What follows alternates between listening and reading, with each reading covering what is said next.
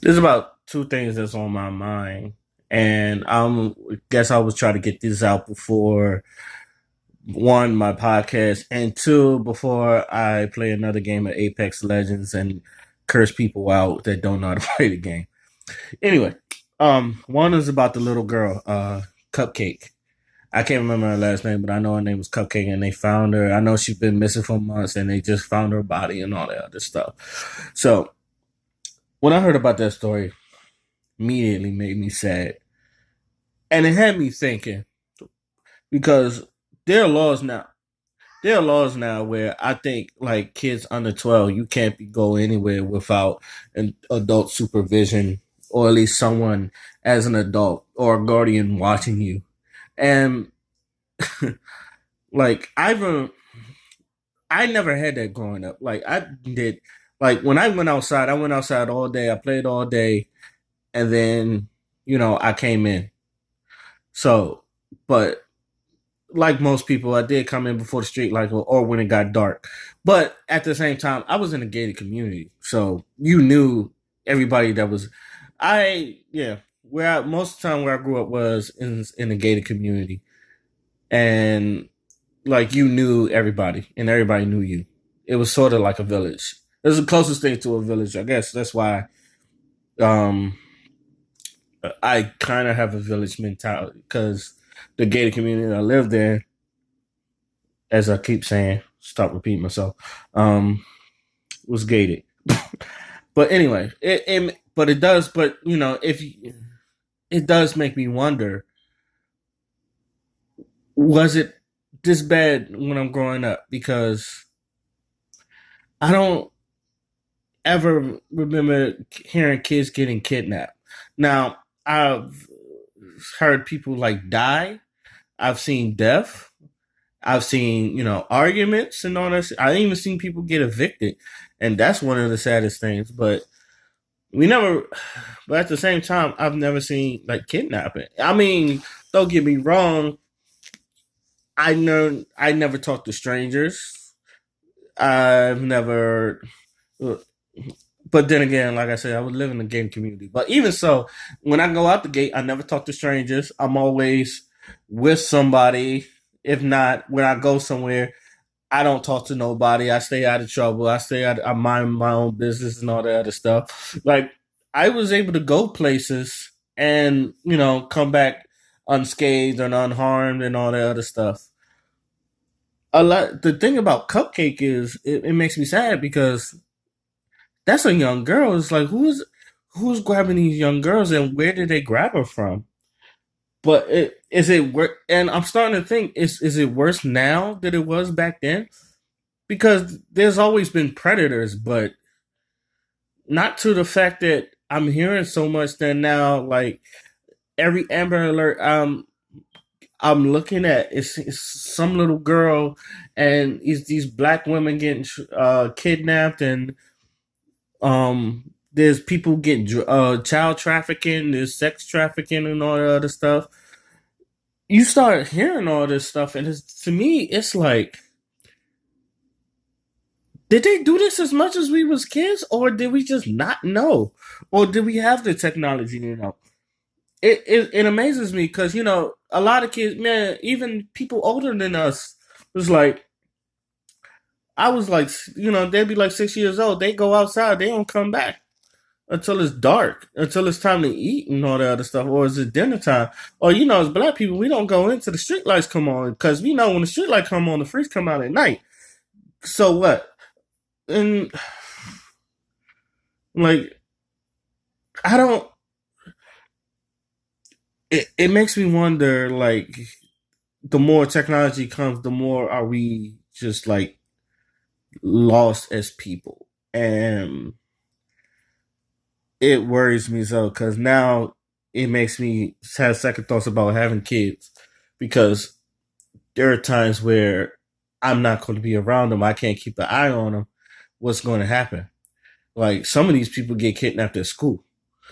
Some of these people, like, and if I'm at work and they're at school and something happens to them in school, then it's just like I'm going to lose my fucking mind.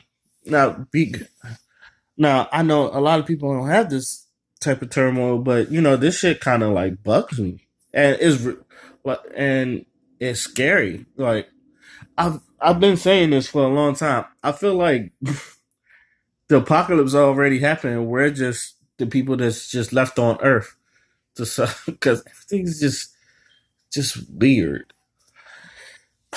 But that's one thing I want to talk about. Another thing I want to talk about. I just watched the China Fox video. Shout out to China Fox. I like her shit.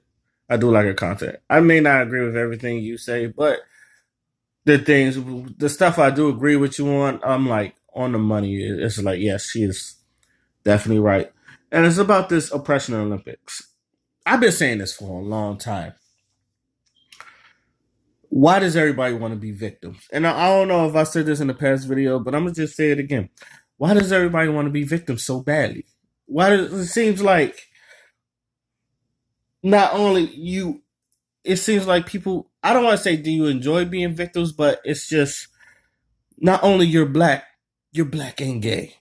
You're black and trans. You're black and a woman. You don't understand. Not just black. I'm a woman. I'm gay. I'm trans and all that other stuff.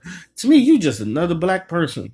It's like we all now don't get me wrong, every gender, non-binary, however you want to present yourself, everybody goes through their shit.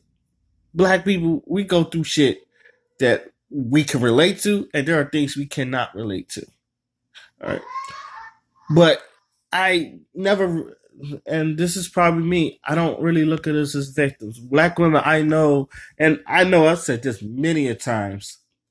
Like, y'all get that stigmatism of you having that attitude and being bitter and all that other stuff. And people look at, like, when what they don't understand, you know what they say about crazy, what they don't understand, they call you crazy or, they just even alone. As black women, I never looked at you being bitter or angry as I never looked at it as a handicap. I've always looked at it as a superpower because when you hurt, you tell people you hurt. It's what you're supposed to do. A lot of people are just scared and all that other stuff. And there's a lot of things that I like. People, I think they stereotype for men and women, and I just think the opposite. I'm not trying to be unique or nothing, but it's just I probably have another view on it. Like the whole angry bitter black woman. I never thought that was a bad thing. When someone makes you mad, you tell them why you're mad. With someone, and it's not to me, the only time when it's bad is when you use it to people that doesn't do nothing against you. That's the only time when I have a problem with that old black woman with the attitude thing. When it's used against me and I have never done nothing nor did anything to deserve it, then that's a problem. Other than that, if I fuck you over, I'm expecting you to curse me out, black women, and I'm gonna take it like, and fuck it, I tell you. Look, I know a lot of men don't like getting yelled at and all that other shit because they don't know how to take shit when they fuck up and all that other stuff. Because a lot of people don't like admitting they fuck up. When I know I fuck up, and many times in the day, when I know I fucked up, I knew I was gonna get my ass chewed. I stood there and took it. I said, let me go take this ass chewing. We gonna get back to work. And I think that's probably why I got a lot of respect. It's like I never complain. Hell, even you could ask my mom when I fuck up in school or something like that. And I fuck up, I stopped lying. I want to say I stopped lying, but I stopped lying to people. They tell me what happened. I tell them the whole thing. I tell them the story and all that other shit. Now they may look at it as, oh, you only telling your side of the story, but it's like I told you what. To me, it's like I told you what happened, and I told you everything what happened. So when they put me on punishment, I just went and go, okay. I think it freaked out my mom because I think she wanted me to have back talking on that shit. Like she'll put me on punishment for a month, and I go, all right, cool, and I just walk up, and then it's like like I think it freaked out to me. I think it confused her because this is why people thought I had no emotion because but I knew that I was in trouble. I take my shit like a man. I go do my punishment. I go in my room and I do my punishment. I'm not going outside. I go outside. It's not like it was out of to me. That was just the best way I can like give her respect. Is I fucked up. I'm gonna take my I'm gonna set my own punishment. But I think I'm just rambling, so I think I would just there's a lot. There's a lot going on. Um we're gonna be talking about a lot of things on the podcast. Tune into if y'all see this, tune into a Skin on Films. We're gonna be talking about a lot of stuff that I feel like is going on in the world.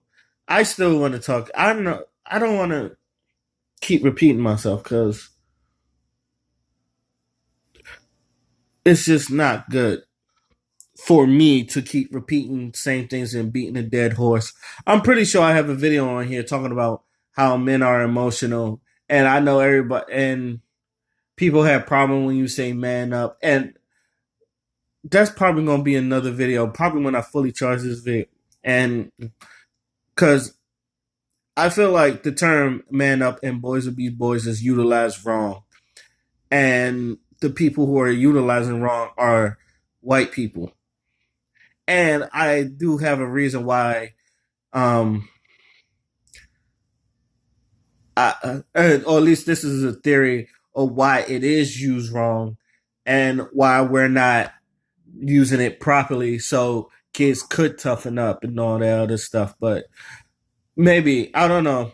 I've had these arguments with many people because they don't like the term "boys will be boys," but there's like but this the same people who's like they're and I'm not calling anybody out. Their father's like abusive or something like that, but I think, in my opinion, he's not a good father. He's just an abusive asshole. Or some people are just not good fathers. They're an asshole, especially if you're trying to convey your emotion. And if you're trying to convey your emotions and they don't really talk it, they don't know how to convey their emotions. But you know what? That's gonna be another video. I'm gonna save it here, charge my phone, then come back, and we're gonna talk about that. Even if I talked about it before, but I'm gonna talk about it. Till then, my name is Oskino Falana. I'm out. Peace.